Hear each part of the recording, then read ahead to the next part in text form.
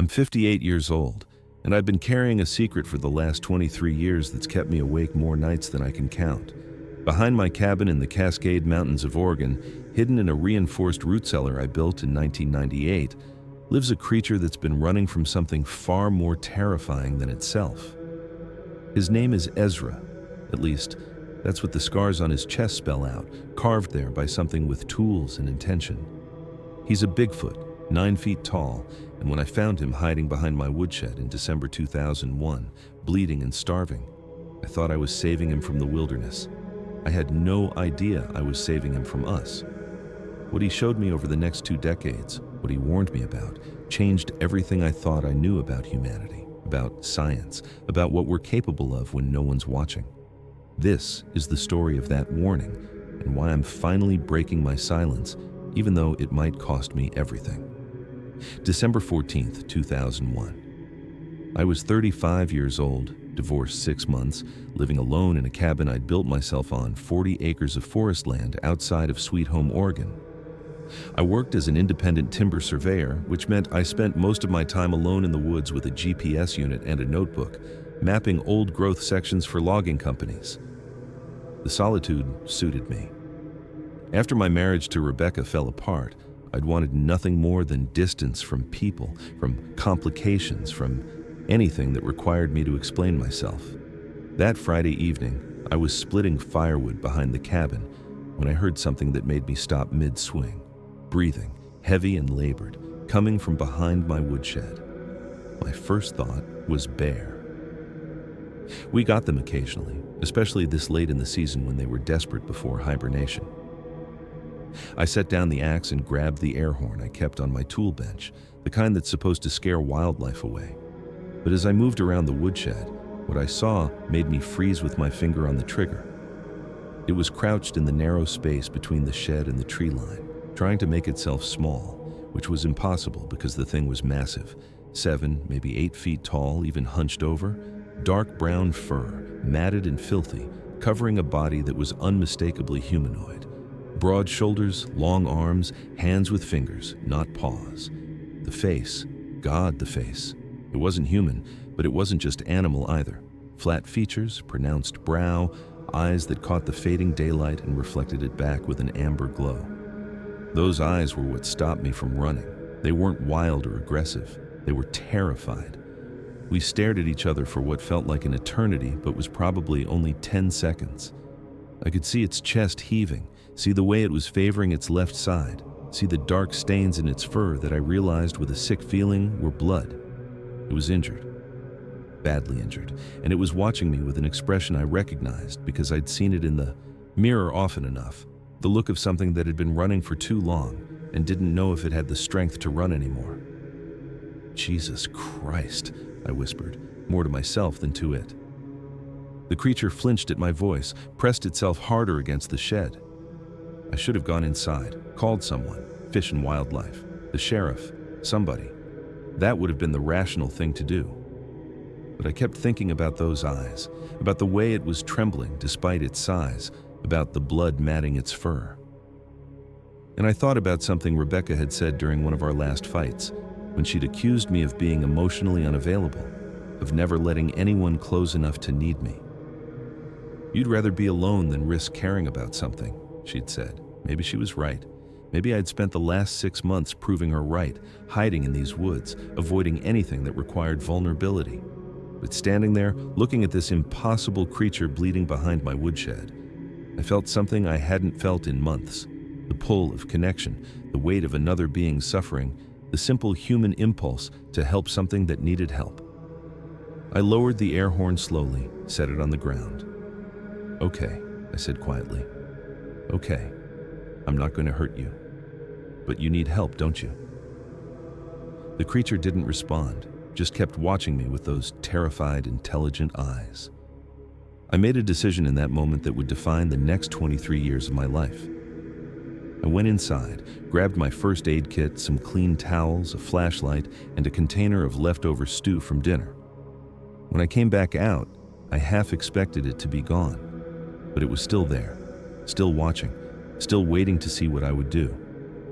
I didn't know it then, but I just invited something into my life that would teach me the real meaning of loneliness, loyalty, and the terrible things human beings are capable of when they stop seeing other beings as worthy of mercy. I'd never seen anything like the wounds on this creature's body. Deep, precise cuts across the chest and arms, some old and silvered with scar tissue, others fresh enough that blood still seeped through the matted fur. But it was the chest scars that made my hands shake as I cleaned them with antiseptic. 5 letters, carved deliberately into the flesh, raised in keloid, EZRA. Someone had branded this creature like livestock. Someone had marked it, studied it, owned it. And as I sat there in my shed with a terrified Bigfoot bleeding onto my concrete floor, I realized I wasn't dealing with an undiscovered animal. I was dealing with an escaped subject, and somewhere out there, someone was looking for their missing specimen. It had taken me nearly 2 hours to coax the creature into the shed. I'd left a trail of food, the stew, then some jerky, then half a loaf of bread, leading from the woodshed to the larger storage shed where I kept my tools and equipment. The creature had followed slowly, limping badly, stopping every few feet to assess whether this was a trap. When it finally crossed the threshold, I'd closed the door as gently as I could, and it had collapsed against the far wall, too exhausted to run anymore. Now, in the harsh light of my Coleman lantern, I could see the full extent of what had been done to it. The fresh wounds looked like they'd come from restraints, deep abrasions around the wrists and ankles where something had rubbed the skin raw beneath the fur. There were puncture marks on the arms, dozens of them, the kind left by repeated injections or blood draws. And across its back, I could see what looked like surgical scars, long, clean lines that had healed, but left the fur growing back in strange patterns. The creature, I was already thinking of him as Ezra because what else could I call him? Watched me work with eyes that never blinked. Every time I touched a wound, he'd flinch, a full-body tremor that made me think of abused dogs I'd seen at shelters. But he didn't pull away, didn't try to stop me. Just endured it with a stillness that was somehow worse than if he'd fought back. "I'm not going to hurt you," I kept saying, even though I had no idea if he understood. "I'm trying to help. I promise I'm trying to help." When I cleaned the chest scars, those terrible letters, he made a sound I'll never forget. Low and broken, somewhere between a whimper and a moan, the sound of something that had learned pain was inevitable, and resistance was pointless. I had to stop for a moment, had to set down the antiseptic and just breathe. My hands were shaking so badly I couldn't hold the cotton swab steady. Someone had done this, not nature, not an accident, not some wildlife attack. A person, or multiple people, had captured this creature, had restrained it, had cut its name into its chest like a rancher brands cattle, had done God knows what else to it in the name of science or curiosity or control. And then somehow, Ezra had escaped, had run, had ended up bleeding behind my woodshed, desperate and broken and still terrified enough to hide rather than seek help. What was I supposed to do with that knowledge? Call the authorities and tell them what? That I had a wounded Bigfoot with evidence of human experimentation? Who would I even call? And what if the people looking for him were the authorities? What if they were government, military, some black budget program that could make both of us disappear if I asked the wrong questions? I finished cleaning the wounds in silence, applied antibiotic ointment to everything I could reach, wrapped the worst of the cuts with gauze. Ezra let me work, his breathing gradually slowing, some of the tension leaving his massive frame. When I was done, I sat back against the workbench and looked at him, really looked at him, at the intelligence in those amber eyes, at the way his fingers curled and uncurled, almost like a nervous habit, at the name carved into his chest. "Somebody hurt you," I said, quietly. "Somebody hurt you bad and you got away. And now I'm the only one who knows you're here." He tilted his head slightly, like he was trying to understand my words or maybe just my tone. I don't know what I'm supposed to do about that. But even as I said it, I knew I'd already made my choice. The moment I'd seen those scars, the moment I'd understood what they meant, I'd crossed a line. I couldn't unknow what I knew, couldn't unsee what I'd seen. Ezra wasn't a cryptid discovery or a scientific curiosity. He was someone who'd suffered, someone who'd escaped, Someone who needed protection from the very people who were probably best equipped to provide it. I was going to hide him. I was going to keep his secret. And I had no idea if that made me his savior or just another person deciding what was best for him without asking what he wanted. The first 2 weeks were about survival, his and mine. I moved him from the shed to the root cellar I dug years ago for storing vegetables, a 10 by 12 space underground with a reinforced door I could lock from outside. I told myself it was temporary, that once he healed I'd figure out what to do. But every time I climbed down those wooden steps with food and water, I saw the fear in his eyes, the way he'd press himself into the corner, and I couldn't shake the feeling that sending him back into the wilderness would be sending him to his death. He wasn't wild. That was the problem. The way he looked at the lantern I brought, the way he watched me open canned food, the way he understood when I gestured for him to stay quiet. This was a creature who'd lived around humans before, and that terrified me more than anything. The cellar smelled like earth and potatoes, and now, increasingly, like Ezra, that musky animal scent that I was getting used to, but that made me paranoid every time I came back into the house. What if someone visited? What if a neighbor stopped by? I started burning pine-scented candles constantly, told myself I was just trying to make the cabin smell nice for winter, but really I was covering up evidence of the impossible thing living beneath my floor. I established a routine quickly. 3 times a day, morning, noon, and evening, I'd go down with food. Canned soup, vegetables, meat when I had it. Ezra ate everything, methodically, watching me the entire time. He never grabbed the food, never lunged. He'd wait until I set it down and backed away, then he'd move forward slowly, always keeping me in his line of sight, always ready to retreat if I made any sudden moves. It was the behavior of something that had learned to be cautious around humans, not the behavior of something encountering them for the first time. On the 5th day, I brought down a bucket of warm water and some rags, thinking I'd try to clean him up properly. His wounds were healing, but the dried blood and dirt matted in his fur was starting to smell. I set the bucket down and gestured toward it, not sure if he'd understand. Ezra looked at the bucket, then at me, then did something that made my stomach drop. He held out his arms, wrists together, like he was offering to be restrained, like he'd done it before, like he expected it. "No," I said quickly, holding up my hands. "No, I'm not going to tie you up. It's just water, to clean. You can do it yourself." But he held his position, wrists together, head slightly bowed, waiting. And I realized with a sick feeling that wherever he'd been kept, they'd restrained him for everything. For medical procedures, for feeding, for basic care. He'd been conditioned to expect it. I sat down on the bottom step, suddenly exhausted by the weight of what I was dealing with. "What did they do to you?" I asked quietly. Ezra lowered his arms slowly, confused by my refusal to bind him. He looked at the bucket again, then very carefully, watching me for any sign of disapproval, he dipped one finger in the water. When I didn't react, he dipped his whole hand in, brought it up to his face, touched the water to his fur. He was testing whether he was allowed, testing what would happen if he acted without permission. "It's okay," I said, my throat tight. "You can clean yourself. You don't need to ask. You don't need permission." But even as I said it, I was aware of the irony.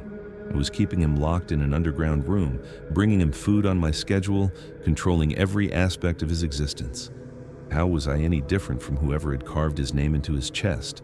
Sure, I wasn't hurting him, wasn't experimenting on him, but I was still keeping him prisoner. For his own safety, I told myself, to protect him from whoever was looking for him. But was that true? Or was I keeping him here because I didn't know what else to do? Because letting him go meant losing control of the situation? Because having him here filled some need in me I didn't want to examine too closely? Over the next week, I watched Ezra slowly realize that I wasn't going to hurt him. The fear in his eyes started to fade, replaced by something else.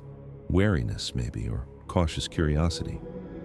He began moving around the cellar instead of just pressing himself into the corner. He investigated the shelves, the jars of preserves, the boxes of tools I'd stored down there. And he started responding to my voice. Not with words, I didn't know if he could speak, but with sounds. Grunts, huffs, that low vocalization he'd made when I cleaned his wounds. We were developing a language, crude and limited, but communication nonetheless. On day 14, I came down with dinner to find Ezra sitting in the middle of the floor instead of in his usual corner. He looked at me, made a soft sound, then patted the ground next to him. An invitation, a request for company, not just food delivery. I hesitated, every survival instinct screaming that sitting within arm's reach of an 8-foot Bigfoot was insane. Sat down anyway, my back against the cold stone wall, and we ate together in silence. That's when I knew this wasn't temporary. That's when I understood I wasn't just hiding someone until I figured out the right thing to do. I was committing to something long-term, maybe permanent. I was becoming the keeper of a secret that could never be fully told, the guardian of a being that couldn't be free without being in danger. I was building a life underground, in more ways than one, and I had no idea if that made me a protector or just another captor with better intentions. January 2002. 6 weeks after I found him, Ezra drew his first picture. I'd been bringing him paper and pencils after noticing how he'd trace shapes in the dirt floor of the cellar. Always the same symbols, over and over. That morning, I came down to find him hunched over a piece of notebook paper, his massive fingers gripping a pencil with surprising delicacy. The drawing was crude but clear. A building, rectangular with small squares for windows, and inside those windows, simple stick figures, 3 of them, 1 large, 2 small. He pointed at the large figure, then at himself. Then he pointed at the 2 smaller figures and made a sound I'd never heard before, soft, broken, almost human. It was grief, and I understood with terrible clarity. Ezra wasn't just running from humans. He was running from the people who'd taken him from his family. I sat down heavily on the cellar steps, the breakfast tray forgotten in my hands. My mouth had gone dry. Those are others like you? I asked, though I already knew the answer. Ezra nodded, an unmistakably human gesture he'd either learned from me or from wherever he'd been kept. He touched the 2 smaller figures again, and this time I noticed how carefully he'd drawn them, how much smaller they were than the large one. Children. They were children. He drew more, his movements gaining urgency now that he'd found a way to communicate. Another building, connected to the first, more stick figures, these ones behind lines that I realized were bars or fencing. He drew what looked like people in white coats, smooth rectangles for bodies, smaller rectangles for heads, no distinguishing features. Then, he drew himself being taken from one building to another, a simple figure with an arrow showing movement. The 2 smaller figures stayed behind. They separated you, I said quietly. They took you away from your family. Ezra made that sound again, that broken vocalization that went straight through my chest. He tapped the drawing emphatically, then looked at me with those amber eyes, and I saw desperation there. Not just grief, desperation.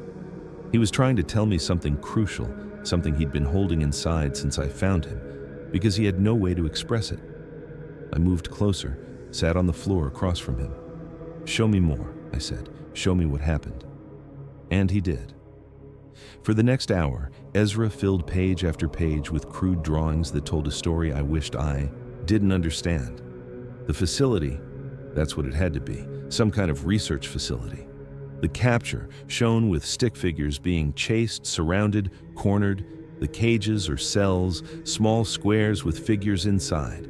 The procedures, drawings of figures on tables with the white-coated people standing over them. And through it all, those 2 smaller figures, always in the same cell, always together, always waiting. "How long?" I asked, though I knew he couldn't answer in ways I'd understand. "How long were you there?" Ezra held up his hands, showed me his fingers. 10. Then again. 20. He showed me again. 30. Again. I stopped him at 40, my stomach churning. "Months? Years?" He gestured vaguely. Maybe he didn't know. Maybe time had lost meaning in that place, but it had been long enough for those children to grow, long enough for the scars on his chest to silver with age, long enough for him to learn to be compliant and terrified, and still, somehow, to find a way to escape. "But you got out," I said, more to myself than to him. "You found a way out." Ezra nodded, but his expression didn't change. He tapped the drawing of the 2 smaller figures again, insistent, Then he tapped his chest. Then he looked at me with an expression that needed no translation. They're still there. My family is still there. And I left them behind. I felt the weight of it settle over me like a physical thing. The understanding that Ezra hadn't just escaped captivity. He'd made a choice to save himself while leaving his family, presumably his children, behind. Maybe he'd had no choice. Maybe it was escape or die, and staying meant all of them would suffer. But that didn't change the fact that somewhere out there, in some facility I couldn't locate and couldn't expose without endangering Ezra, 2 young creatures were still imprisoned, still being studied, still waiting for rescue that wasn't coming. I don't know what to do, I admitted, my voice barely above a whisper. I don't know how to help them. I don't even know where they are. Ezra watched me for a long moment. Then carefully, deliberately, he drew something new. A simple shape, a heart. And inside it, he drew those 2 small figures. Then he tapped the heart, tapped his chest, tapped the drawing. Love. He was showing me love, showing me that whatever else had been done to him, whatever conditioning and trauma he'd endured that hadn't been taken from him, the ability to love, to grieve, to hope. I gathered up the drawings with shaking hands, looking at this story told in pencil and simple shapes, and I felt something shift inside me. This wasn't about hiding a cryptid anymore. This wasn't about protecting a secret or avoiding consequences. This was about a father torn from his children, about a family destroyed by people who saw them as specimens instead of beings, about the terrible things humans do when we convince ourselves that some lives matter less than others. I'll keep you safe, I told him. Ezra, and I meant it. But even as I said it, I knew it wasn't enough. Because keeping him safe meant condemning his family to whatever was happening to them. And I had no idea how to live with that knowledge, or whether keeping his secret made me complicit in their suffering. That night, I couldn't sleep. I lay in bed staring at the ceiling, thinking about those 2 small figures in Ezra's drawings and wondering what it cost him every day to be safe while they weren't. By March, I'd started doing research, careful research, using the library computers in town, never my home internet. I searched for stories about cryptid captures, government programs, biological study facilities in the Pacific Northwest. What I found was mostly conspiracy theory garbage, but buried in the noise were patterns, reports of heavily armed teams in unmarked vehicles conducting wildlife surveys in remote areas, stories from hunters who'd encountered military personnel in places where they had no business being, and one article that made my blood run cold. A 1996 incident where 3 hikers claimed they'd stumbled upon a chain-link compound deep in the Gifford-Pinchot National Forest, complete with observation towers and what looked like holding pens. The Forest Service had denied its existence, but Ezra's scars, Ezra's name, Ezra's terror, they told a different story. I became obsessive about it.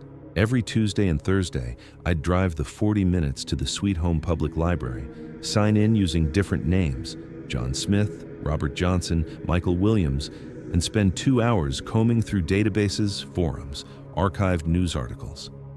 I told myself I was being paranoid, but I couldn't shake the feeling that someone might be monitoring searches for certain keywords: cryptid research, Sasquatch capture, biological containment, government programs. So I'd search obliquely, sideways, looking for related incidents that might point toward something bigger. What disturbed me most wasn't the conspiracy theories themselves. Those were easy to dismiss, full of aliens and cover-ups and nonsense. It was the credible reports from credible people that had been buried, ignored, or explained away. A retired Forest Service ranger who'd posted on a hiking forum about finding industrial-grade tranquilizer darts in a remote area, the kind used for large game but with serial numbers filed off. A wildlife biologist who'd written about unexplained gaps in his GPS tracking data for tagged bears, days where the signal would just stop, then resume miles away with no logical explanation for the movement. A local newspaper article from 1998 about mysterious helicopter activity over the Cascade Wilderness at night with no agency claiming responsibility. I started printing things out, carefully, never more than 2 or 3 pages per visit. At home, I'd spread them across my kitchen table and look for connections. The Gifford-Pinchot compound was mentioned in 3 separate accounts, always described the same way: Chain link fencing, observation towers, portable buildings that looked temporary but had clearly been there for years. The hikers who reported it had been questioned separately by local law enforcement, and their stories matched. But within a week, the Forest Service had sent a team to the coordinates they'd provided and found nothing. Just old-growth forest, no evidence of any structure. They moved it, I'd told Ezra one evening, showing him a printout of the article. Or the hikers were wrong about the location, or I stopped because the third option was the one I didn't want to say out loud, or someone had cleaned the site so thoroughly that no trace remained.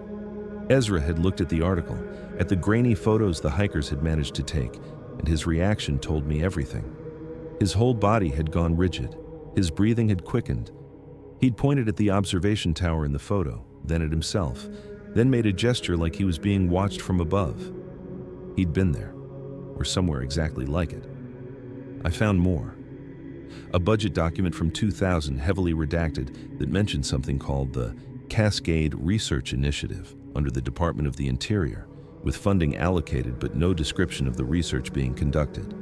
A series of missing person reports from the 1990s, not people, but dogs.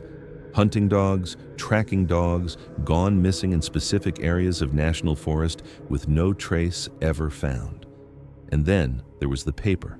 I almost missed it, buried in an academic database I'd accessed through the library system. A 1994 study on primate behavioral adaptation to long-term captivity, published in an obscure journal, authored by someone named Dr. Elizabeth Mordecai from an institution I'd never heard of, the Pacific Northwest Biological Field Station. The study described subjects as pan-troglodytes variants, chimpanzee variants, but the behavioral descriptions were wrong. The subjects were too large, too intelligent, showed communication abilities that didn't match any known great ape. And one of the case studies described a subject who'd been in captivity for approximately 12 years and showed remarkable adaptation to human presence and instruction. 12 years. Ezra had been there longer, based on his drawings, but 12 years meant this had been going on since at least the early 80s. This wasn't a recent program. This was established, funded, ongoing. I sat in the library parking lot after that discovery, my hands shaking so badly I could barely grip the steering wheel. This wasn't some rogue operation or isolated incident. This was systematic. This was institutional. Somewhere in the Pacific Northwest, probably within a 100-mile radius of where I was sitting, there was a facility where creatures like Ezra were being kept, studied, treated like laboratory animals. And it was funded, organized, and protected by people with enough power to make evidence disappear and questions go unanswered. I drove home in a daze, went down to the cellar, and found Ezra working on a new drawing. He looked up when I entered, saw my face, and made a questioning sound. I sat down across from him and pulled out the printed article about Dr. Mordecai's study. "They've been doing this for decades," I said quietly. "Whatever they did to you, whatever facility you were in, it's not new. It's not a mistake. It's a program." Ezra looked at the paper, at the words he couldn't read but could somehow sense the meaning of, and his expression didn't change. He'd already known. Of course he'd known. He'd lived it.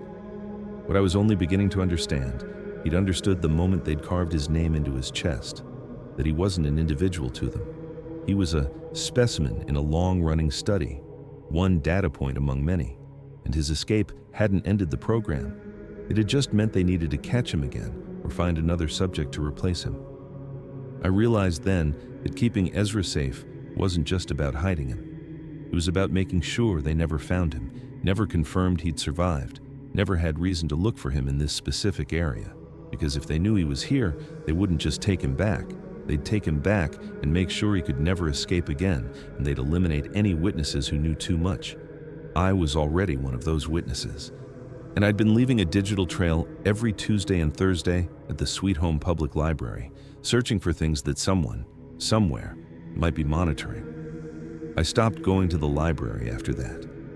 Whatever I needed to know, I'd already learned enough. Ezra was in danger. His family was in danger.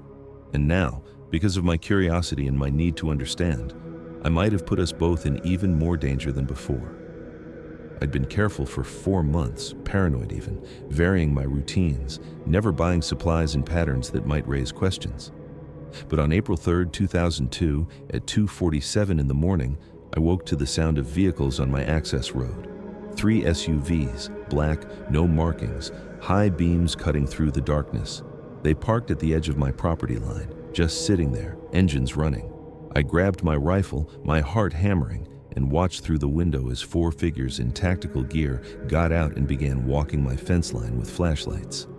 They didn't come to the door, didn't announce themselves, just searched the perimeter for 20 minutes while I stood frozen in my living room, knowing that 40 feet below my cabin, Ezra was hiding in the darkness, listening to the footsteps above. When they finally left, I went down to the cellar and found him pressed against the wall, trembling, his eyes tracking every sound. He knew who they were, and they knew he was somewhere nearby. I'd kept all the lights off, stayed away from the windows after that first look. Through a crack in the curtains, I watched them work with professional efficiency. 2 men checking the perimeter, while 2 others stood by the vehicles with what looked like equipment cases. Not police, not fish and wildlife. The gear was too sophisticated, the coordination too practiced.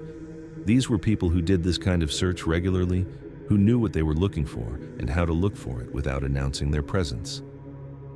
One of them stopped near my shed, the place where I'd first brought Ezra that night 4 months ago.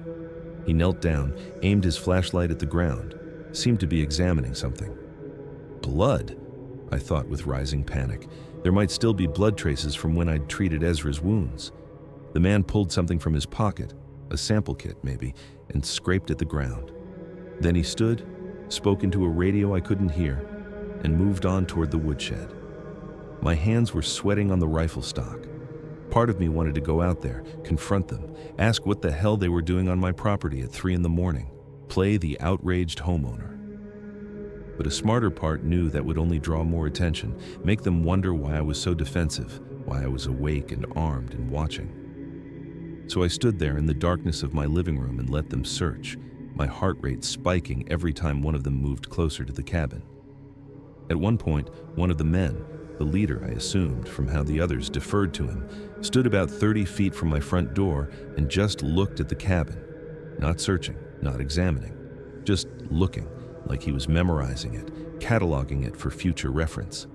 In the beam of his flashlight, I could see his face was weathered, middle-aged, completely emotionless. Then he turned and walked back to the SUVs, made a gesture, and they all loaded up and drove away. I waited 10 minutes after their taillights disappeared before I moved. Waited to make sure they weren't coming back, weren't parked down the road watching to see what I'd do. Then I grabbed my flashlight and went to the mudroom, pulled back the rug that covered the cellar door, and climbed down those wooden steps with legs that felt like water. Ezra was exactly where I'd expected him to be, in the far corner, pressed against the stone wall, his massive frame trying to make itself small. But it was his eyes that stopped me. I'd seen fear in them before, plenty of times. This was different. This was terror, mixed with recognition, mixed with something that looked like resignation. He knew these people. He knew what they were capable of, and he knew they were close. "They're gone," I said quietly, though my voice shook. "They searched the perimeter, but they didn't come inside. They're gone." Ezra made a sound, low and distressed, and gestured toward the ceiling, toward the world above. Then he made a gesture I'd learned meant more. They'd be back. This wasn't a one-time search. This was the beginning. I sat down on the cellar floor, suddenly exhausted, and Ezra moved toward me, slowly. He sat down too, close enough that I could feel the heat radiating off his body, and for a long moment, we just existed there together in the dim light of my flashlight. 2 beings who'd become unlikely companions, both understanding that the stakes had just gotten exponentially higher. "Was it my fault?" I asked, voicing the fear that had been growing since they drove away. The research I was doing, did I lead them here? Ezra tilted his head, not understanding the specifics, but clearly sensing my guilt. He reached out, tentatively because he still wasn't fully comfortable with touch, and placed one massive hand on my shoulder. The weight was substantial, the gesture unmistakable. Comfort, or maybe solidarity. We're in this together now. I won't let them take you, I said, and I meant it, even though I had no idea how I'd stop them if they came back with a warrant or just decided to search without asking permission. What was I going to do? Shoot federal agents? Hide a 9-foot Bigfoot while they tore my property apart?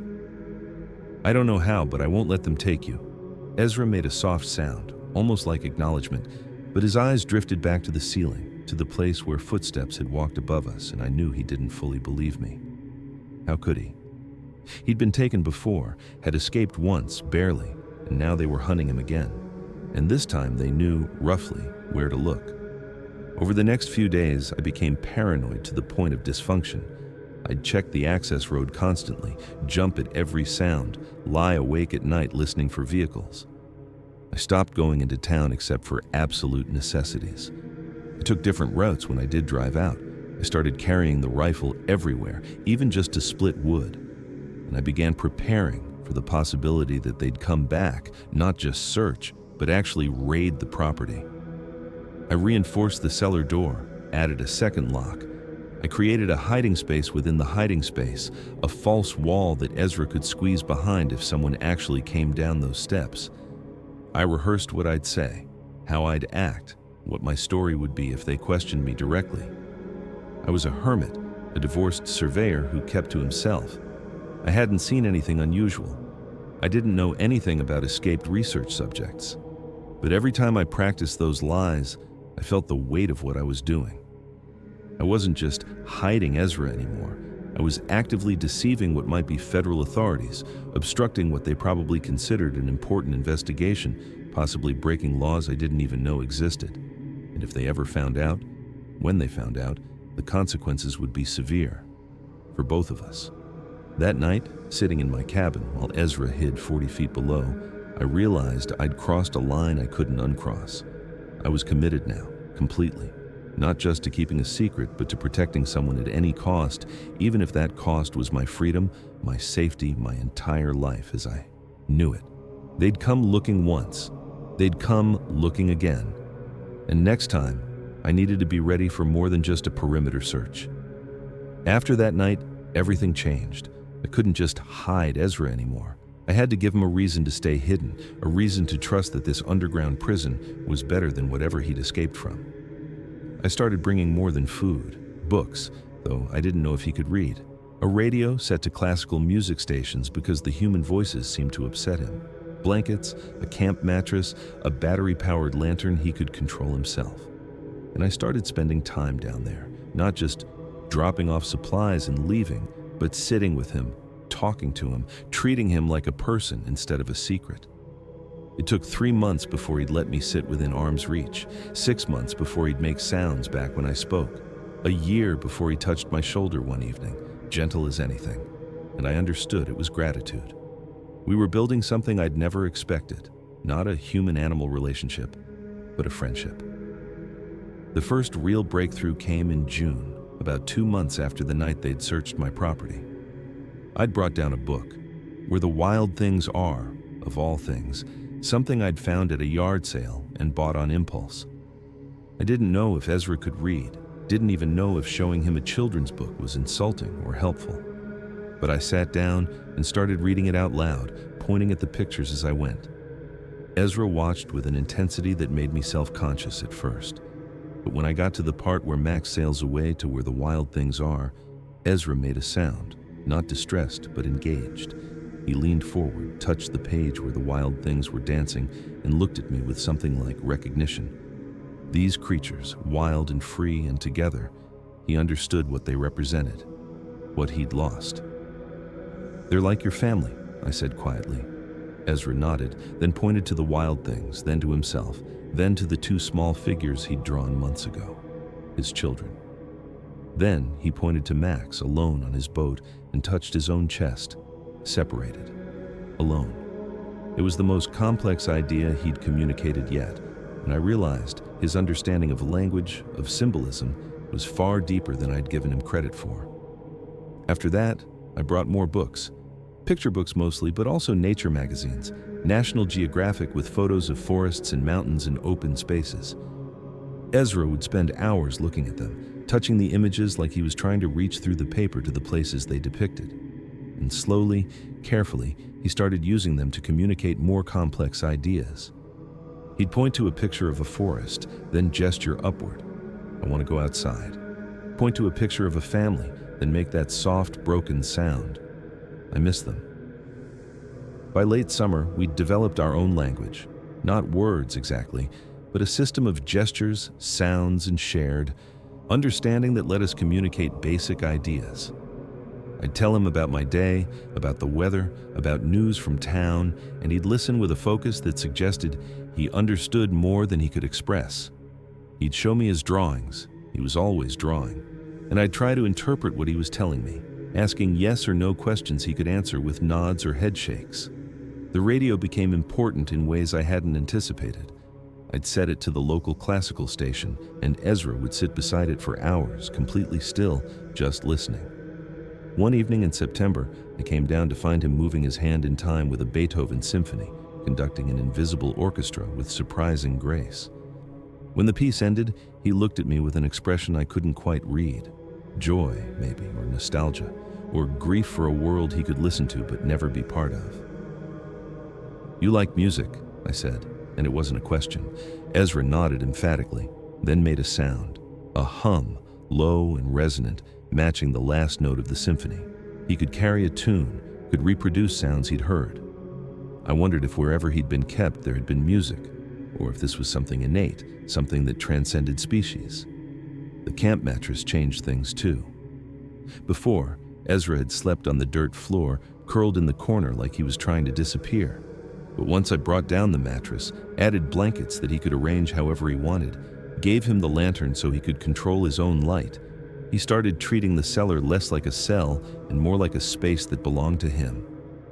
He'd organize his drawings, arrange his books in neat stacks, position the radio just so. He was making a home out of his hiding place, and that both relieved me and broke my heart, because it was still a hiding place, still a prison, no matter how comfortable I made it. And I was still his jailer, no matter how much I cared about his well-being. One evening in November, almost a year after I'd found him, I was sitting in the cellar reading while Ezra drew, and he suddenly stopped and looked at me. Really looked at me, with an expression of such clarity that it made me set down my book. Then he reached out, slowly, telegraphing his movement so I wouldn't startle, and placed his hand on my shoulder. Just rested it there, the weight warm and solid and gentle. We sat like that for maybe 30 seconds, neither of us moving. Then he squeezed slightly, a gesture of connection, of trust, maybe of gratitude, and went back to his drawing. I sat there with tears in my eyes, understanding what had just happened. Ezra had chosen to trust me, not because he had no other choice, not because I controlled his food and shelter, but because over the course of a year I'd shown him through 1,000 small actions that I saw him as someone, not something. That I valued his comfort, his happiness, his autonomy within the limited space I could provide. And he was telling me, in the only way he could, that he recognized that it mattered. That night, climbing back up those cellar steps, I thought about Rebecca's accusation that I'd rather be alone than risk caring about something. She'd been right, but not anymore.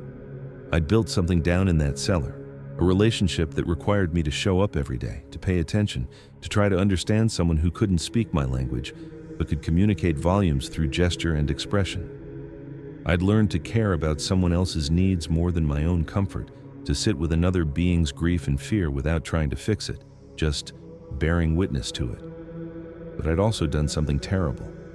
I'd created a situation where the only way Ezra could be safe was to be hidden, to be cut off from the world, to exist in an underground room with no natural light and no hope of freedom. I told myself I was protecting him, and I was. But I was also keeping him captive, making decisions about his life without his full consent, convincing myself that I knew what was best. The fact that he'd touched my shoulder, that we'd built something that felt like friendship, it didn't absolve me of that. It just made it more complicated. Because now I wasn't just protecting a secret or preventing recapture. I was responsible for someone I cared about, someone who trusted me, someone whose life would be shaped by every choice I made going forward. And I had no idea if I was making the right choices or if there even were right choices in a situation this impossible. Summer 2003. Ezra had filled dozens of notebooks with drawings by then, most of them depicting the same building from different angles, the same figures, the same scenes of what I assumed was his captivity. But one evening in July, he drew something different. A map. Crude, but detailed enough that I recognized the geography. The Columbia River, marked with wavy lines. Mount Hood, a triangle with a peak. And in the valley between, a cluster of rectangles. Buildings. He tapped the map, then tapped his chest, then made a gesture I'd learned meant more, pointing to his chest, then spreading his arms wide. More like him, more subjects, more prisoners.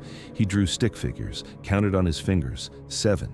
There were 7 others where he'd been held, and from the way he drew them, some standing, some lying down, some small like children. I understood they were still there, still trapped, still suffering. And he was looking at me with those intelligent, desperate eyes, asking me a question I didn't want to answer.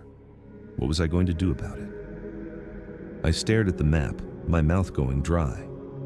The Columbia River gorge, somewhere between Mount Hood and the valley floor, that narrowed it down to maybe 100 square miles of wilderness, most of it inaccessible except by hiking or helicopter. But it was something, more than I'd had before, a location, approximate but real. Show me exactly where, I said, pulling out a road atlas I kept in. The cellar. I flipped to the Oregon page, found the Columbia River, traced it with my finger. Ezra watched closely, then pointed, not at the river itself, but at a spot maybe 15 miles south of it, in dense national forest between government camp and a town I'd barely heard of called Zigzag. He tapped the spot emphatically, then drew more on his paper. A road, winding. Buildings at the end of the road, a fence all around. I marked the spot with a pencil, then looked at the 7 stick figures he'd drawn. Tell me about them, I said quietly. Show me who they are. Ezra's expression shifted into something deeply sad. He pointed to 2 of the figures, the small ones I'd seen in his earlier drawings, his children. They were still standing in his new drawing, still alive. Then he pointed to 3 others, medium-sized, and made a gesture like holding hands, creating a chain. Connected somehow. Family, friends, others of his kind who'd been together long enough to form bonds. But the last 2 figures, they were lying down, and when Ezra touched them, he made a sound I'd only heard once before, that broken vocalization from the first time he'd shown me his family. He drew X's over these 2 figures, then looked at me with an expression that needed no translation. Dead. 2 of them were dead. Jesus, I whispered. My hands were shaking. When did they die? Ezra held up fingers, counted. 1, 2, 3. 3 months? Seasons? I couldn't be sure, but it had been recent enough that he knew about it, that he'd witnessed it or heard about it somehow before his escape. He wasn't finished. He drew more, showing me details I wished I didn't understand. The 2 figures who died were small like his children, young. He drew them on tables, drew the white-coated figures standing over them, drew what looked like needles, equipment, procedures. They'd died during experiments, or because of them. And Ezra had watched it happen, or had known it was happening in another room, and had been powerless to stop it. That's why you ran, I said, understanding flooding through me. They started experimenting on the children, and you couldn't stay and watch it happen to yours. Ezra nodded, then touched his chest where his name was carved, then touched the 2 small figures that were still standing. His children, still alive when he'd escaped, almost 2 years ago now. But for how much longer? I set down the atlas and rubbed my face, feeling the weight of what he was asking me settle onto my shoulders like a physical thing. I can't, I said finally. Ezra, I can't. I'm one person. I don't have weapons, training, resources. I can't break into a government facility and rescue 7 cryptids. I'd be killed or arrested before I got through the front gate. Ezra made an urgent sound, tapped the map again, tapped his children. He understood what I was saying, but he wasn't accepting it. Couldn't accept it, because accepting it meant accepting that his children would die in that facility, that he'd escaped alone and left them behind to suffer the same fate as the 2 who'd already died. What do you want me to do? I asked, my voice rising despite my attempt to stay calm. Call the police?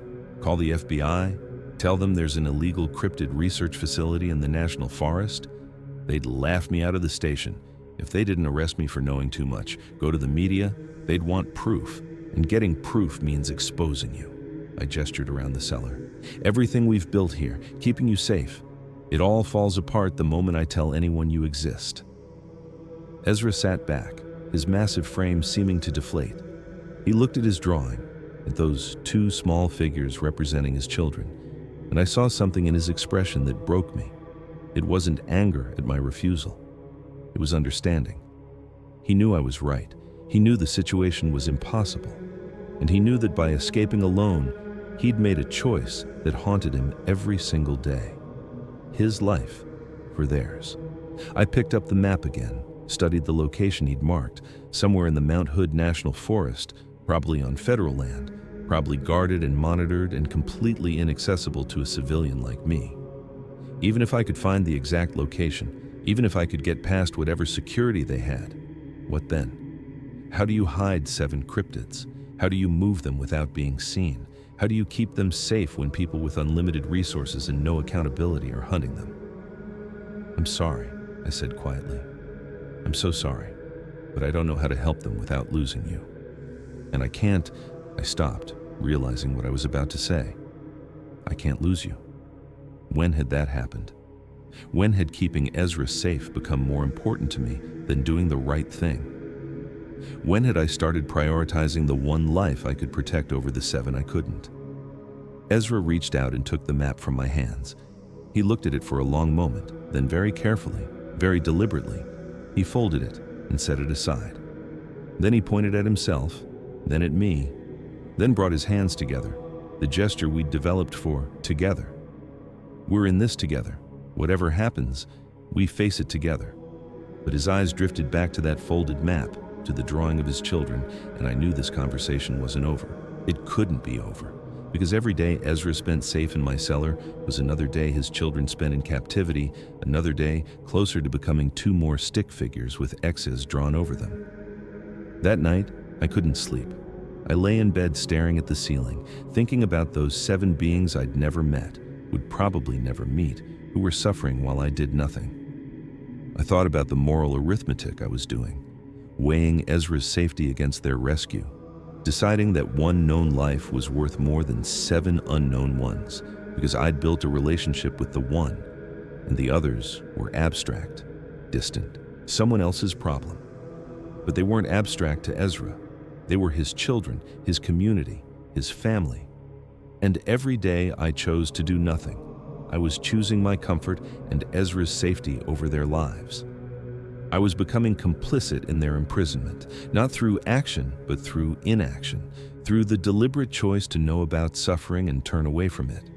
The map sat in the cellar, folded, but not forgotten. And I knew that eventually, maybe not today, maybe not this year, but eventually, Ezra would ask again, would show me those drawings again, would look at me with those desperate eyes and ask what I was going to do about the others who weren't as lucky as he was, and I still wouldn't have an answer he wanted to hear. I didn't sleep for 3 days after Ezra showed me that map. Every time I closed my eyes, I saw those stick figures, imagined them as real as Ezra, as frightened, as scarred. But what could I do? Go to the authorities? They were probably the ones running the facility. Go to the media? Who would believe me without proof? And getting proof meant exposing Ezra. Take the map to some cryptid research group? That felt like trading one exploitation for another. I was just one man, a timber surveyor living alone in the woods, hiding a creature that officially didn't exist from an organization with unlimited resources and no accountability. The smart thing, the safe thing, would be to forget what I'd seen, keep Ezra hidden, and protect the one life I actually could save. But every time I went down to that cellar and saw him staring at those drawings, I knew I was choosing my safety over their freedom, and I didn't know if I could live with that choice. On the 4th day, exhausted and desperate, I drove into Portland and walked into the offices of the Oregonian newspaper. I told the receptionist I had information about illegal wildlife research in the national forest. She directed me to a junior reporter who listened politely for 10 minutes while I talked around the truth, leaving out the specifics about Ezra, focusing on the 1996 sighting, the budget documents, the suspicious helicopter activity. When I finished, he asked the question I'd been dreading. "Do you have any evidence? Photos, documents, coordinates?" I had the map, I had Ezra's drawings, I had a 9-foot Bigfoot in my basement, but I couldn't show him any of it without destroying everything I'd built. "No," I admitted. "No physical evidence, just patterns, things that don't add up." He was kind about it, told me they got a lot of tips about government conspiracies, that without evidence there was nothing they could publish, that he appreciated me coming in. I left feeling hollow, understanding that the truth without proof is just a story, and nobody publishes stories about impossible things. I tried other approaches. I called an environmental law firm, asking hypothetically about illegal research on protected land. They asked if I'd witnessed any violations personally. I hadn't. Everything I knew came from Ezra's drawings and my own speculation.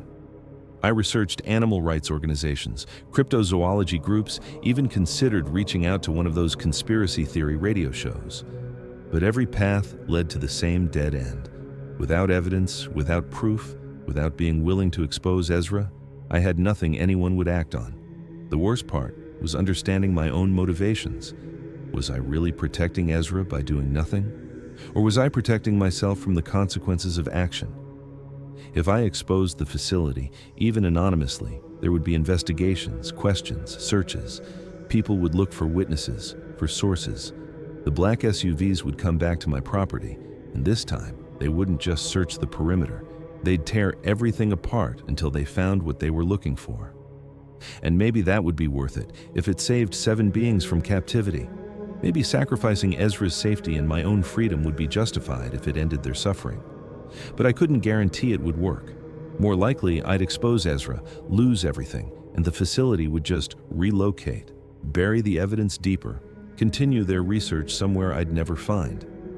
That's what I told myself anyway. Late at night, lying awake, I'd wonder if those were reasons or rationalizations, whether I was being prudent or just a coward. I started avoiding the cellar except for meal times.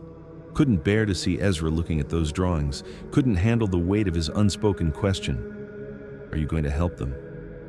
When I did go down, I'd leave the food and retreat quickly, mumbling excuses about work, about chores, about anything that let me escape back upstairs where I didn't have to face what my inaction meant. On the 7th day, I came down with dinner to find Ezra had organized all his drawings into a timeline on the cellar floor, everything from his capture to his escape to the map showing where the others were held. At the end of the timeline, he'd drawn something new, a stick figure that looked like me, standing at a crossroads. One path led toward the facility, the other path led away from it. He'd drawn a question mark above the figure's head. He wasn't asking anymore. He was showing me what I already knew, that I was standing at a moral crossroads, and whichever path I chose would define who I was. Walk away, and I'd be someone who could live with knowing about suffering and doing nothing to stop it. Walk toward it, and I'd risk everything with no guarantee of success. "I don't know what to do," I said, my voice breaking. "I want to help them, I do. But I don't know how without losing you, and I can't." I stopped, swallowed hard. "You're my responsibility. You're here because I made you a promise to keep you safe. How can I break that promise even for them?" Ezra looked at me for a long moment, then pointed at the drawing of his children. Then he pointed at himself. Then he brought both hands to his chest, over his heart. The message was clear. They mattered more than his safety. His children mattered more than his life. And he was asking me to value what he valued, to see them as worth the risk. "You'd let me risk exposing you?" I said slowly, understanding. "You'd rather take that chance than know they're still there?" Ezra nodded, emphatic, certain. And I realized that while I'd been agonizing over the moral weight of action versus inaction, Ezra had already made his choice. He'd chosen them. He'd always chosen them. He'd just been waiting for me to catch up. I sat down on the cellar steps, my head in my hands. "Okay," I said quietly. "Okay, I'll try. I don't know how, and I don't know if it'll work, but I'll try to find a way." Ezra made a soft sound, relief, maybe, or gratitude, and for the first time in a week, the tension that had been building between us eased slightly. But as I climbed back upstairs that night, I felt the full weight of what I'd just committed to. I'd spent nearly 2 years keeping one secret, protecting one life, playing it safe. Now I was going to have to do something dangerous, something that could destroy everything, based on nothing more than crude drawings and the desperate hope of a father who'd been separated from his children for too long. I had no plan, no resources, no idea where to even start. But I'd made a promise, and this time, it wasn't just about keeping Ezra safe. It was about trying to be the kind of person who, when faced with knowledge of suffering, chose to act rather than turning away, even if that choice might cost me everything. October 2003, almost 2 years since I'd found Ezra, my ex-wife Rebecca showed up unannounced. We'd barely spoken since the divorce, just lawyers and paperwork, but there she was on my porch, looking tired and older than I remembered, asking if we could talk. I let her in, my mind racing. Ezra was below us, the cellar door hidden under a rug in the mudroom, and I hadn't planned for this, hadn't rehearsed what to say if someone actually came inside. She wanted closure, she said, wanted to understand why I'd pushed her away, why I'd chosen isolation over our marriage. And as she talked, asking questions I couldn't honestly answer without revealing everything, I realized the real reason our marriage had failed. I'd always been someone who kept secrets, who held parts of myself back, who found it easier to be alone than to be truly known. Ezra hadn't changed that about me. He'd just given me the biggest secret yet. "The place looks good," Rebecca said, settling onto my couch, the same couch where I used to sleep with a rifle across my lap during those first terrifying weeks. "You've been taking care of yourself." She was being polite, circling around whatever she'd really come to say.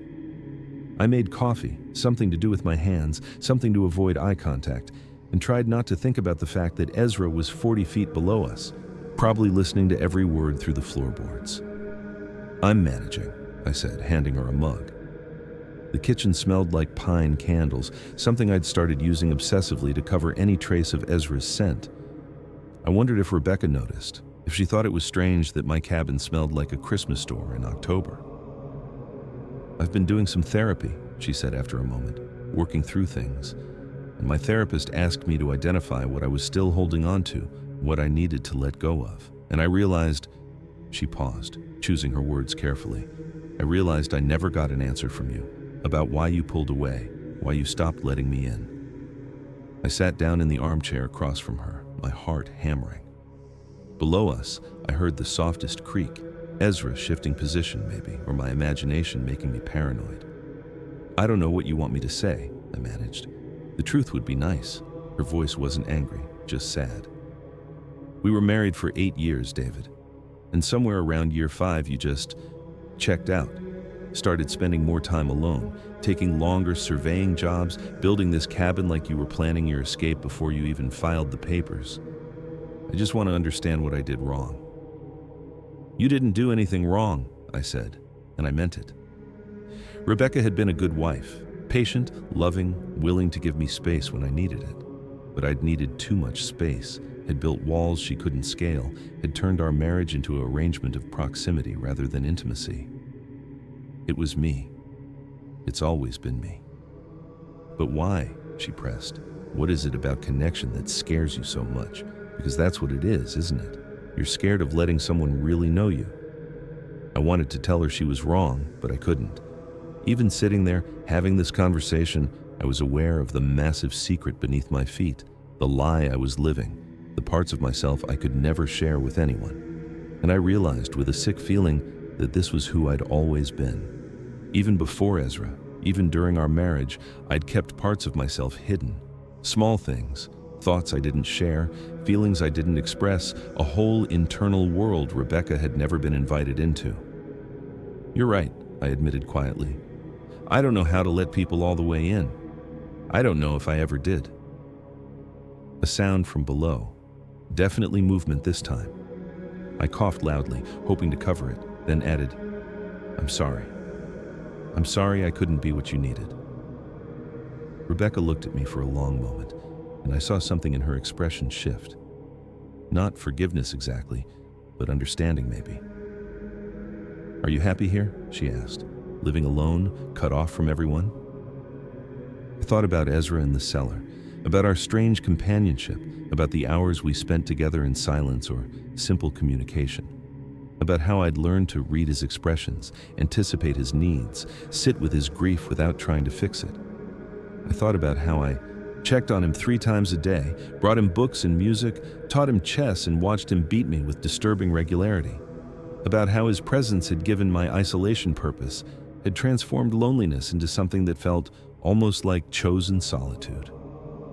"I'm not entirely alone," I said, then immediately regretted it. Rebecca's eyebrows rose, and I scrambled to recover.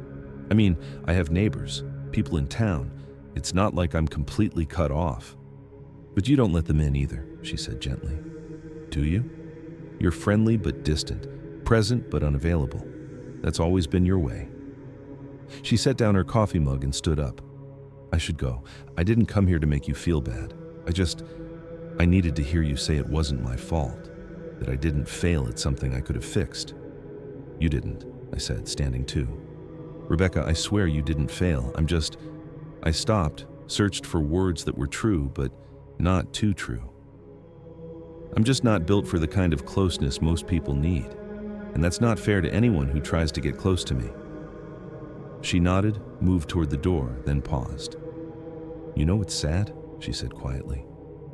"I think you actually could be close to someone if you wanted to. I think you're capable of it. You're just too scared to try." She touched my arm briefly, a gesture that held no romance but genuine care. "I hope someday you find someone you trust enough to really let in, because being alone forever, that's not protecting yourself, David. That's just another kind of prison." After she left, I stood at the window watching her car disappear down the access road, her words echoing in my head. That's just another kind of prison. I went to the mudroom, pulled back the rug, and climbed down to the cellar. Ezra was sitting against the wall, looking up at me with those amber eyes, and I knew he'd heard everything. Every word about my inability to connect, my pattern of keeping people at arm's length, my fear of being truly known. "That was my ex-wife," I said unnecessarily. Ezra nodded. He'd figured that out. "She says I'm scared of letting people in." I sat down on the steps, suddenly exhausted. She's not wrong. I've always been that way. Built walls, kept secrets, convinced myself I was better off alone. Ezra made a soft sound, then did something he rarely did. He moved closer, sat down beside me on the steps. Our shoulders touched, his massive frame radiating warmth. He didn't try to communicate anything specific, didn't make gestures or point at drawings. He just sat there, present, companionable, offering the kind of wordless support that said more than language could, and I realized something that made my throat tight. Ezra had seen me at my worst. Paranoid, conflicted, morally compromised, keeping him locked in an underground room for his own safety. He knew all my secrets, all my flaws, all the ways I failed to live up to my own standards. He'd watched me agonize over moral decisions, seen me lie to people, witnessed my cowardice and my occasional bravery. And he'd chosen to trust me anyway, chosen to sit beside me, shoulder to shoulder, in a moment when I needed someone to just be present. Rebecca was right that I'd never let her all the way in. But sitting there in the cellar with Ezra, I realized I'd let him in without meaning to. Not because I'd chosen vulnerability, but because hiding him had required constant presence, constant attention, constant care. I'd learned to read his emotions, anticipate his needs, sit with his pain. And in doing that, I'd accidentally built the kind of connection Rebecca had wanted, not despite Ezra's inability to speak, but because of it.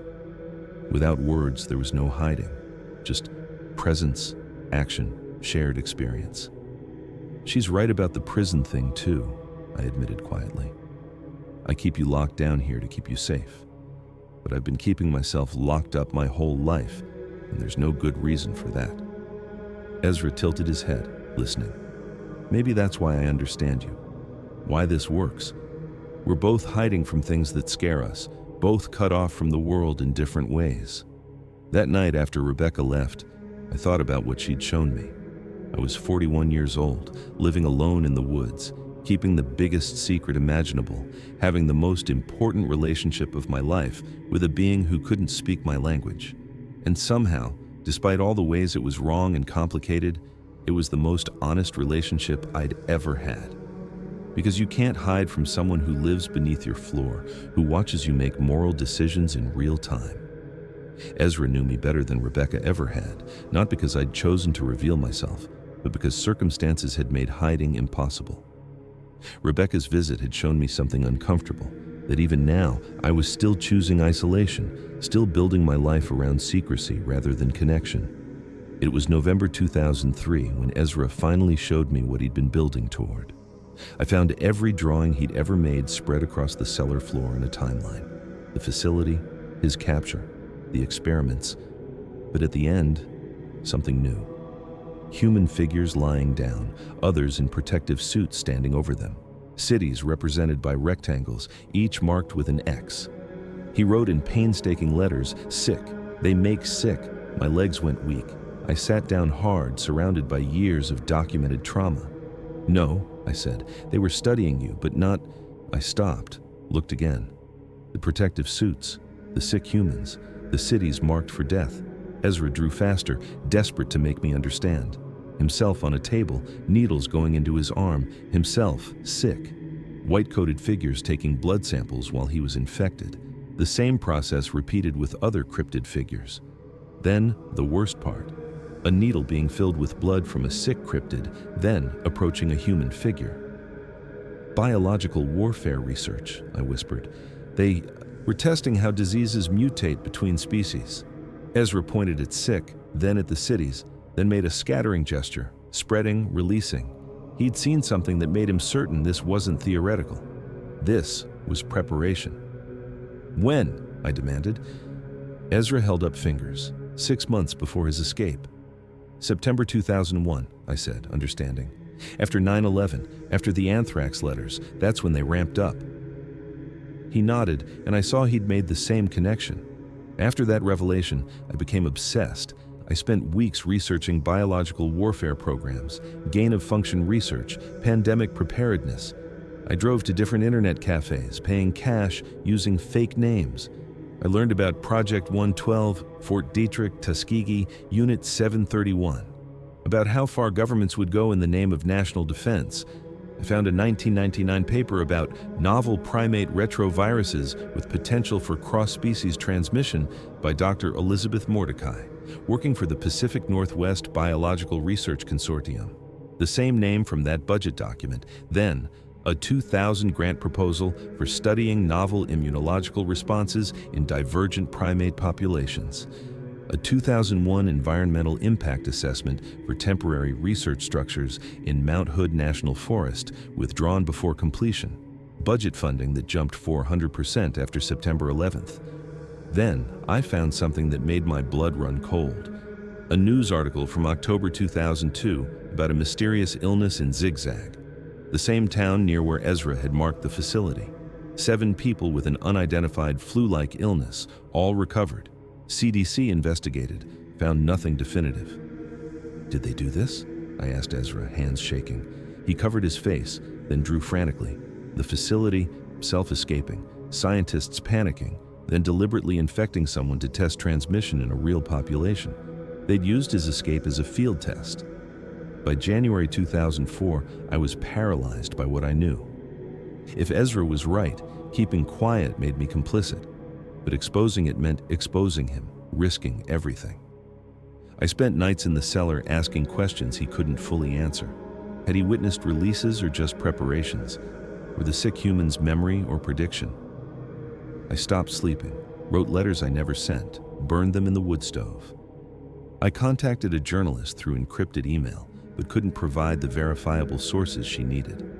By March, I'd stopped talking to Ezra about it entirely. Then one evening, he drew me standing at a crossroads where both paths led to the same place. A figure hunched over, alone, surrounded by darkness. He was showing me that whether I acted or didn't, I'd suffer. The only question was whether my suffering would have meaning.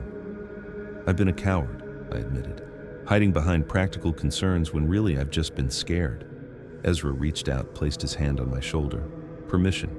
He was ready for whatever came next. That night, I made my decision. Not about how to expose the facility, but about who I wanted to be. Someone who tried, even knowing I'd probably lose. But then the years passed. 2004 became 2005, 2006, 2010. Above ground, I lived my solitary life. Below ground, Ezra existed in permanent twilight, growing older, growing quieter. I convinced myself keeping him safe was enough. I watched for signs of outbreak. Nothing came. Maybe he'd been wrong, I'd think. Maybe his trauma had created threats that didn't exist. I wrapped myself in those maybes when the guilt got too heavy. By 2010, we'd settled into routine. Breakfast at 7 a.m., lunch at noon, dinner at 6 p.m. Chess, documentaries, books on physics and biology. Ezra wrote complex sentences now. "Why do humans fear what they don't understand?" he wrote once. "Because unknown things might hurt us," I wrote back, "so we try to control or eliminate them." Is that what they did to me? Yes, that's exactly what they did. The truth was, I'd given up. Gradually, year by year.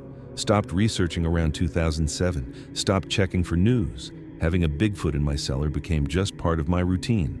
Sometimes I'd catch myself feeling almost content, but then I'd see Ezra looking at his old drawings, touching that map, and I'd remember what I'd promised and abandoned. In late 2010, I found Ezra crying, holding the drawing of his children, 12 years since he'd seen them. If they were still alive, they'd be teenagers now, maybe adults, still imprisoned. "I failed you," I wrote. "I promised I'd try and I didn't." Ezra wrote back, "We both chose to survive." And that was it. We'd both chosen survival over sacrifice, each of us providing justification for the other's cowardice.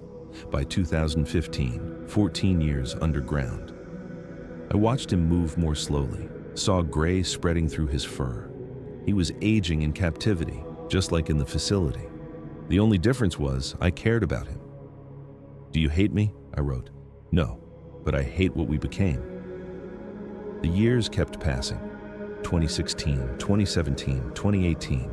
By 2019, 18 years of keeping this secret, convincing myself it was enough. Then COVID-19 hit in 2020. When I went down to tell Ezra about the pandemic in March 2020, I found him at his timeline, touching the cities marked with X's, the word sick. He looked at me with deep, ancient sadness, tapped the drawing, tapped the news, tapped his chest. Did this start there? Did they do this?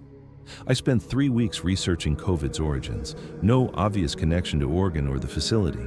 The genetics suggested natural evolution. But I couldn't shake Ezra's drawings from 2003. 17 years would be exactly what you'd need to create something undetectable. "It's not the same," I told him. "This started in China, not Oregon." Ezra wrote, "Maybe not this one, maybe next one." Those 4 words made my hands shake. Even if this pandemic was natural, the facility was still there, still preparing. The guilt became unbearable. Every death count felt personal, not because I thought they caused COVID, but because they had been preparing for this and I'd done nothing. "I should have spoken up," I told Ezra, voice breaking. "Back in 2003, 2004. He drew a timeline with an arrow pointing forward. It's not too late. I started researching again.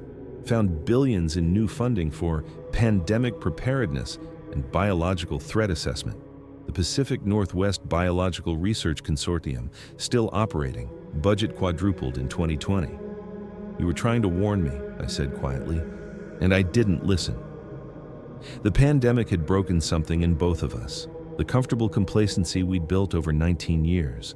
This time, I wasn't going to wait. This time, I'd find a way to stop them before Ezra's drawings became prophecy. In November 2023, I made my decision. I started documenting everything, reaching out to journalists through encrypted channels. Most ignored me. But one, Sarah Chen, who'd broken wildlife trafficking stories, responded. She'd been tracking the consortium for a different story. We communicated for 2 weeks. Then she hiked to Ezra's coordinates and found foundation remnants, chain link fence posts, concrete pads, fresh tire tracks. Something had been there. Someone was still maintaining it. "She found it," I told Ezra. "You weren't wrong." But beneath his hope, I saw fear, because finding the facility meant facing the inevitable question, "What's your source?" Sarah needed verifiable sources. We negotiated terms, then met in January 2024. I told her everything except Ezra. She asked intelligent questions, and when we finished, she said, "This is big. You understand you're in danger?" I understand, but I'm doing it anyway. 23 years to listen, to act, to choose courage over comfort. Now it's December 2024. Sarah's investigation took 9 months. She found former employees willing to talk, obtained budget documents, interviewed the 1996 hikers, but she couldn't find the cryptids. The facility had been cleared.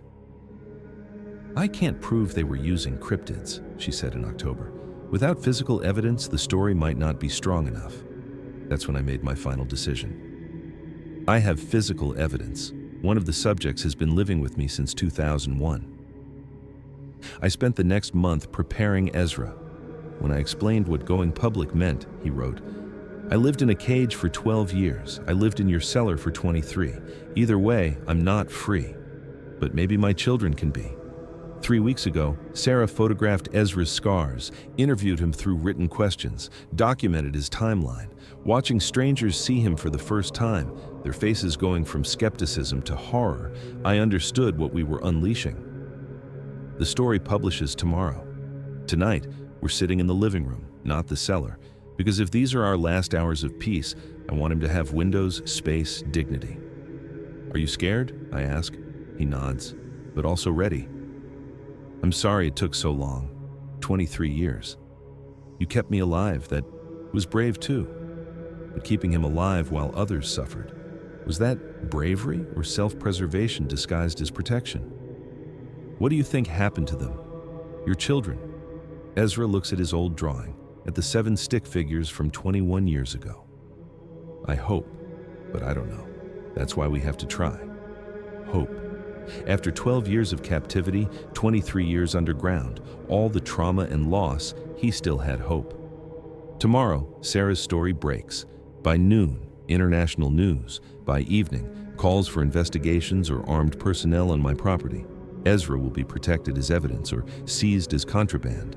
I'll be hailed as a whistleblower or arrested. Everything we've built will be destroyed. But maybe someone will find his children.